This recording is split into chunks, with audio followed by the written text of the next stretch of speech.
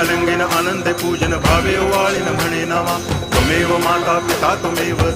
बंधुश्च सखा त्वमेव विद्या तरुणं त्वमेव सर्वं मम देव कायेन वाचा मनसेन्द्रियैर्वा बुद्ध्यात्मना वा प्रकृति स्वभावात् करोमि यद्यत् सकलं परस्मै नारायणाय समर्पयामि अच्युतं केशवं रामनारायणं कृष्णदामोदरं वासुदेवं हरि गिरिधरं माधवं गोपिकावल्लभं जानकीनायकं रामचन्द्रं भजे हरे राम